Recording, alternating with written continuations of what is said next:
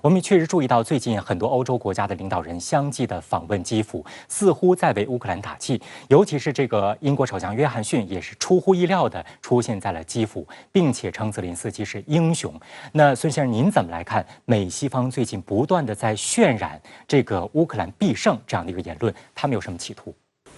首先，我觉得是俄乌战场的态势让欧盟以及北约看到了乌克兰获胜的一种可能和前景。也就是说，乌克兰军队的抵抗意志和效果呢，的确是超出了北约和欧盟的想象和预计。在3月25日呢，俄军做出的调整本身就代表了乌军的抵抗是比较有效的。第二个就是俄乌之间的这种军事对抗，我觉得进入了第二个阶段，也就是进入大规模的会战，甚至是决战的阶段。欧盟以及北约呢，摸清了俄罗斯的基本的套路他们应该是认定，俄方不太会使用核武器，比如说通过常规武器的援助来消耗俄罗斯。那跟随博雷利一起访问乌克兰的还有欧盟委员会主席冯德莱恩。冯德莱恩他表示将加速乌克兰加入欧盟的进程。一旦乌克兰加入欧盟的话，会对整个局势有什么影响？刘先生，从欧盟的角度来讲，因为毕竟欧盟它还是一个我们说相比较北约来讲，它不是一个军事化的组织，它更是一种这个政治和经济这方面的组织。也就是说，从这个角度来讲，其实乌克兰是有一定的空间的也就是说，欧盟如果接纳乌克兰的话，它会释放一个更强烈的信号，就是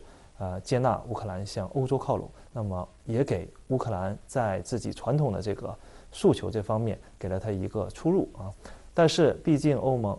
不是一个军事化的组织，所以从这点来讲，我们看俄罗斯那边的态度可能也会有所这个缓和不会那么的强硬。根据《华盛顿邮报》4月13号报道，美国也将提高对乌军援力度，预计新一轮援助将高达7.5亿美元，其中包括悍马战车、攻击型直升机等。另外，乌方也正在与美捕食者及猛禽无人机生产商接触洽购。4月3号，北约秘书长斯托尔滕贝格在接受美媒采访时承认，从2014年开始，近8年时间里，数以万计的乌克兰武装部队一直接受美国与其他北约盟国的训练。就在上周日，美国国防部发言人约翰·科比也发表声明称，国防部长奥斯汀当天与即将从美国返回乌克兰的乌军队进行视频通话。据了解，比如这次乌军采用的反装甲小队这种灵活的分散的前线作战方式，就是从美国和北约那里学到的。另外，前线部队更多利用微型无人侦察机等现代信息化手段，获取一手战场情报，实现第一时间战场信息与指挥中枢的云共享、云指挥，更多利用武装无人机对敌方的地面装甲力量实施打击等等，这些都是新打法的体现。奥地利总理内哈默访问俄罗斯，与俄总统普京举行会晤。内哈默在会晤结束后发表书面声明说，他与普京的会谈非常直接、开放和艰难。他向普京发出最重要的信息是，这场战争必须结束，因为战争只有输家。内哈默强调，他此次莫斯科之行不是友好访问。他明确告知普京，欧盟对俄罗斯的制裁将继续，如果乌克兰继续有人死亡，制裁还将收紧。据奥地利媒体报道，内哈默与普京的会晤持续约75分钟。按照澳方要求，双方没有发布会晤的照片和联合声明。内哈默是自2月24号俄罗斯发动特别军事行动以来第1位访问俄罗斯并与普京举行会晤的欧盟国家领导人。不过，对于内哈默此行，英国《金融时报》刊文指出，奥地利常被欧洲其他国家视为亲俄，此次行程几乎肯定会引起西方国家的不满。在内哈默之前，4月8号，欧盟委员会主席和欧盟最高外交官抵达基辅，就乌克兰总统泽连斯基寻求加入欧盟一事，向他提供支持和保证。乘火车从布鲁塞尔抵达基辅的欧盟委员会主席冯德莱恩对记者说，他要向泽连斯基传达的最重要信息是，乌克兰将走上欧盟道路。就在冯德莱恩抵达基辅后的一天，4月9号，英国首相鲍里斯·约翰逊秘密抵达乌克兰首都基辅，与乌克兰总统泽连斯基举行会谈。据英国《每日邮报》报道，自从本次乌克兰危机爆发以来，泽连斯基和约翰逊建立了密切的关系，几乎每天都在通话。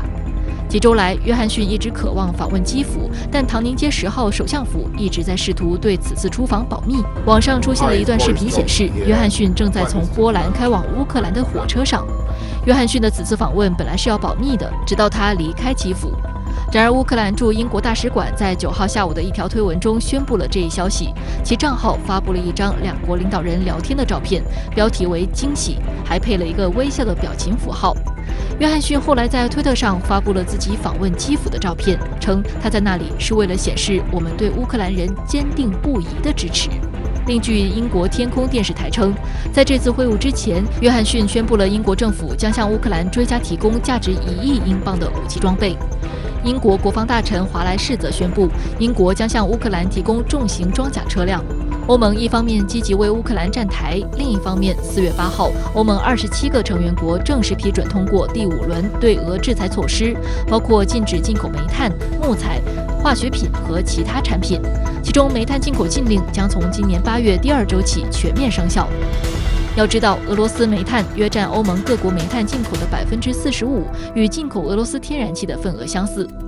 日前就有欧盟官员建议民众减少洗澡时间，并多准备一些羊毛衫。事实上，欧盟选在用煤相对低谷的8月实施禁买，本身就是兼顾用煤和弃煤成员的利益，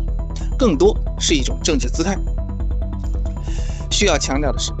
欧盟屡屡在不是诸如天然气呀、有色金属呀、金融呀、航天等致命领域切断对俄关系，反倒如此碎碎念的切香肠搞动作，反倒暴露了自己的软肋，那就是欧盟看似是世界第1大经济板块，可缺乏战略自主能力，无法完全从自身利益出发去解决对俄关系，妥善处理乌克兰危机。不过，目前欧盟还未能就进口俄油气纳入制裁范围达成一致。《华尔街日报》援引外交人士的话称，欧盟官员和一些成员国在敦促采取措施，减少对俄油气的进口，但这些提案仍面临来自德国等一些国家的阻力。也许正因为此，当地时间4月12号，德国联邦总统施泰因迈尔取消了原定前往乌克兰基辅的行程。基辅方面向德国联邦总统办公室明确表示，目前还没有准备好安排相关会晤。乌克兰外交人士对此作出解释称，我们都知道施泰因迈尔与俄罗斯的密切关系，他眼下在基辅不受欢迎，我们会视情况做出改变。不过，对于坚决反俄的波兰来说，对欧盟成员国不愿切断与俄罗斯的能源往来十分不满意。波兰总理莫拉维茨基甚至公开指责德国是制裁道路上最大的绊脚石。波兰的国内港口公司还一直在德国境内法院发起诉讼，要求德国法院取消北溪项目。不仅是怒怼德国，日前莫拉维茨基还将炮火指向了法国总统马克龙，因为马克龙主张与普京进行沟通，寻求通过外交手段化解俄乌问题。据俄罗斯塔斯社统计，仅从去年12月至今年3月初，马克龙与普京至少联络了14次，包括电话、视频会谈及其赴莫斯科当面沟通。其中仅2月，双方就交谈了11次。当然，其实马克龙和乌克兰总理泽连斯基也联系了10余次，不过在莫拉维茨基眼里，这些通通看不见。有分析指出，莫拉维茨基公开对欧盟那2位老大哥如此不客气，底气正是来自美国。要知道，就在不久前，拜登还亲自跑到波兰为其打气。在这种背景下，波兰不仅不怕得罪德法2国，还公开叫板俄罗斯，称对美国的核武器部署保持开放态度。另外值得注意的是，4月7号，联合国大会进行表决，审议暂停俄罗斯在人权理事会的成员资格。结果93个国家赞成，24个国家反对，58个国家弃权。虽然决议以2/3多数通过，但其实如果仔细观察，反对和弃权也达到了82票。对此，浙江外国语学院教授马晓林就分析称，从投票结构和流向看，国际社会围绕如何处理这场危机，正日益明显地形成第3阵营，发出第3声音，即不赞成简单化和情绪化处理，拒绝非此即彼的分裂国际大家庭。第3阵营出现，第3声音出现，反对美国欧洲这种一边倒的这种方法，它会推动局势就像缓和谈判、避战，不要输送武器，不要火上浇油。我觉得这种理性声音的增长、理性阵营的扩张，将对俄乌危机回归理性处理、对恢复世界的这个治理和秩序是件好事情。